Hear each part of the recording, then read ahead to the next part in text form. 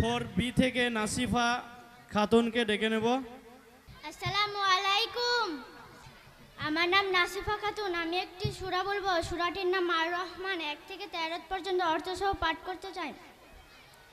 আউযু বিল্লাহি মিনাশ শাইতানির রাজিম। বিতাড়িত শয়তানের হাত থেকে আল্লাহর কাছে সাহায্য প্রার্থনা করি। বিসমিল্লাহির রহমানির রহিম। পরম করুণাময় দয়াবান আল্লাহর নামে শুরু করছি। আর রহমান, পরম করুণাময়। আল্লামাল কুরআন, তিনি শিক্ষা দিয়েছেন কুরআন। খলাকাল ইনসান, তিনি সৃষ্টি করেছেন মানুষকে। আল্লামাহুল বায়ান, তিনি শিখিয়েছেন মনের কথা প্রকাশ করতে। আশ-শামসু ওয়াল কামারু বিহুসবান, সূর্য চন্দ্র আবর্তন করে নির্ধারিত সময়ে। আন-নাজমু ওয়াশ-শাজারু ইয়াসজুদান, আর তারকা গাছপালা সিজদা করে আল্লাহকে। ওয়াস-সামাআ রাফাহা ওয়া ওয়াযআল মিজান, তিনি আকাশকে করেছেন সমুন্নত এবং স্থাপন করেছেন ন্যায় নীতি।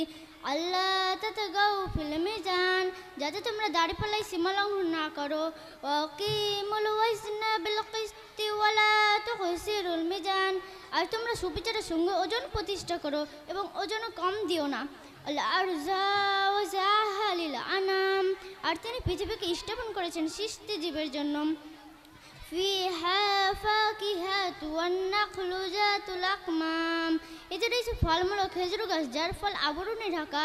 আল হাব্বু যুল আসফি ওয়ার রায়হান, আর আছে খোসাযুক্ত জানা সুগন্ধিযুক্ত ফুল।